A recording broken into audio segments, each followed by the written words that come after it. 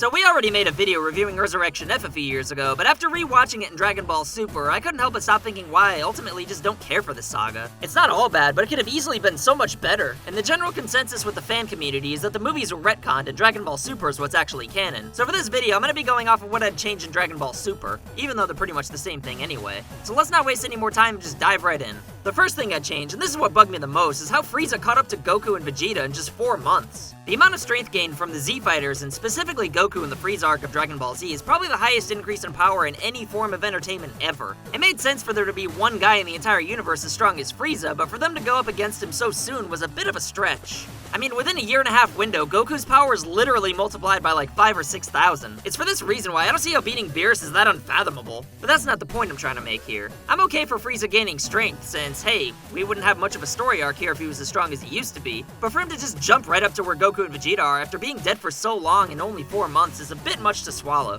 I know people are gonna say, oh, but he's never trained in his entire life, but even that doesn't make sense. I mean, how does he know how to fight? Having natural strength is one thing, but you have to learn how to fight, and to do that, you need to train. If they're gonna have him catch up to everybody with 4 months of training, that's one thing. But for Frieza's training to consist of just beating one guy up over and over again every day makes no sense. Apparently, King Cold warned Frieza to never try and fight Majin Buu or Beerus. But if Frieza got that much stronger in only 4 months, then why couldn't he have trained for like a week and be way stronger than Buu ever was? While we're at it, why not make it 8 months of training so he can surpass Beerus? Or how about like 8 months and 2 days? Then he could kill both Zenos while fused. What would happen if they fused anyway? Or future and present Trunks? Sorry, I'm rambling. And to make matters worse, I wrote this, and I'm rambling in my writing. Anyway, like I said before, I know Frieza had to get stronger or we wouldn't have much of a story here, but they could have gone about it a little bit differently and it'd have been way better. Like, instead of Frieza's henchmen reviving him in the modern day, they could have snuck onto Earth and revived him while the gang was busy getting ready for the androids. But an even better idea would be to have this happen about a year after Goku died from fighting Cell. That way, Goku wouldn't be around and see that the sky got black and use instant transmission and thwart them immediately. Because let's be real, if the skies got black and someone summoned Shenron, then it'd be weird if Goku didn't find out what was going on.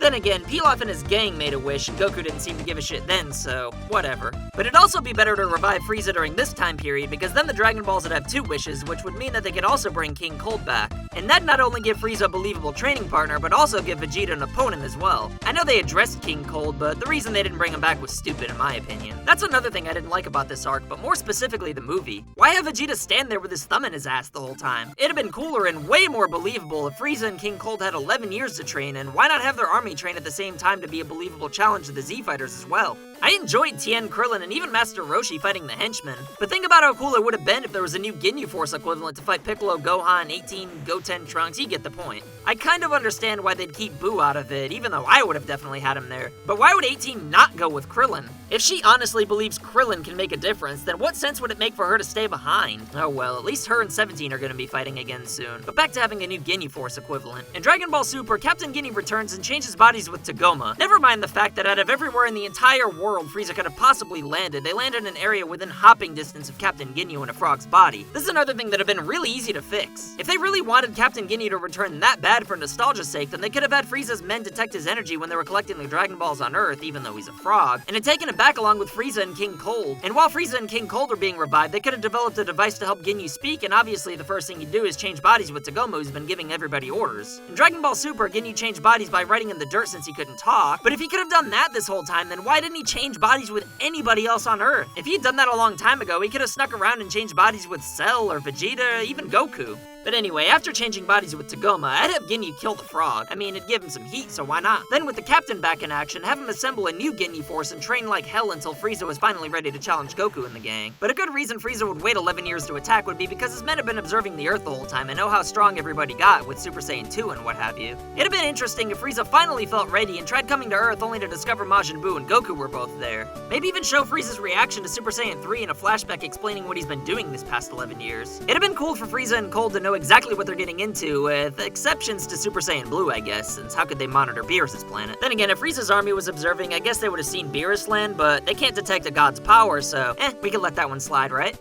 Instead of Goku just doing everything all by himself like he always does, it could have been a true team effort for Earth to beat Frieza and his army and have all the Z fighters involved. So that's all the build-up. Now here's what the final showdown would have been if I were in charge. For the undercard, we've got Frieza's nameless soldiers versus Master Roshi, Chaozu, Yamcha, and maybe even Yajirobe.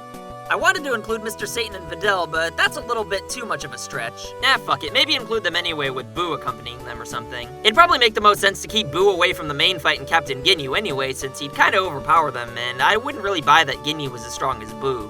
I know Gohan was at one point stronger than Boo, but he got really rusty over the years, so I'd have to say Boo's probably a little stronger than Gohan, at least with his abilities. Plus, wouldn't it be fun to watch Boo turn an entire horde of Frieza's soldiers into candy and eat them? I mean, the theme of the story is all about nostalgia, so I think it'd be pretty great. But for the semi-main event, we've got a new and improved Ginyu Force with Captain Ginyu and Tagoma's body and some new characters that have trained non-stop for the past 11 years. Versus an extremely rusty Gohan, Piccolo, Boo, Goten, Trunks, 17, 18, even Tien and Krillin, because come on, guys. Tien was able to hold semi-perfect Cell back and then kept training non-stop the entire time ever since then. Plus, he was able to stall Boo for a little bit, so let's just give it to him. It might make more sense to have Krillin face Frieza's army, but to be fair, he should still be stronger than everybody else in that group. And even though Tien is already a little bit of a stretch, Krillin is just flat out too popular to not put in this group. Plus, he fought the original Ginyu Force, and this story arc's all about nostalgia, so why not? It could even be Tien and Krillin together facing one of the Ginyu members. And that's kind of the beauty with the new Ginyu Force, since new members can have various levels of strength to give specific Z fighters a proper challenge. I mean, we could even do 2-on-1 scenarios with this, like maybe Gohan versus 2 members, or like I said before, Tien and Krillin versus 1.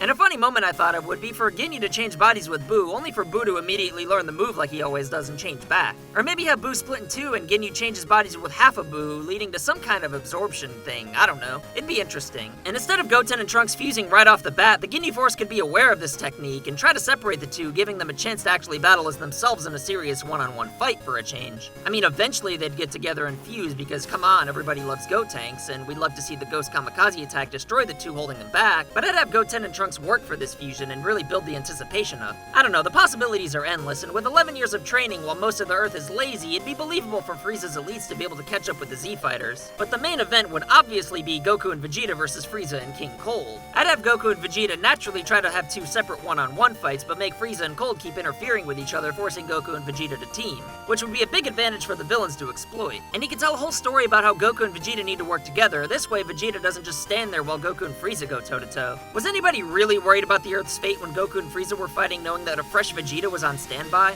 I know Frieza ended up blowing the Earth up before Whis pulled the Superman 2, but you get what I'm talking about. Also, in my version, we won't do the Superman 2 crap and have Whis rewind time because Frieza flat out won. And while we're on the subject of things I would do without, it'd be when Goku almost got killed by a weak-ass laser gun. They fixed it a little bit in Dragon Ball Super by at least having Goku power down to his base form and being completely caught off guard, but it was still stupid. As for Goku and Vegeta versus Frieza and Cold, I'd personally like it if Vegeta killed Frieza, since Frieza was kind of a dick to him his whole life and made him do things more evil than Hitler and Stalin combined. But you could even do a double kill with a Final Flash Kamehameha combination. To me, this would be a really satisfying way to take Frieza out and not have it all be on Goku once again. Being a Vegeta fan can be kind of frustrating sometimes, since he works his ass off and has this awesome determination, and if you really think about it, he kind of just gets his ass kicked the whole time and never succeeds. But anyway, with this version of the story, every character is used and given something meaningful to do in a believable way. This turned out to be way longer than I originally intended it to be, and this is obviously something that'd be way too long for a movie, but goddamn, it'd have been a great story arc for TV, wouldn't it have been? And it wouldn't have felt as much like a non-canon trip down memory lane like the Resurrection F story ended up feeling like. But what do you think? What would you have changed from the Golden Frieza arc? What would you change about my version of it? Comment below, and thanks for watching. Don't forget to leave a dirty little like, and if you want more, then subscribe while you're at it.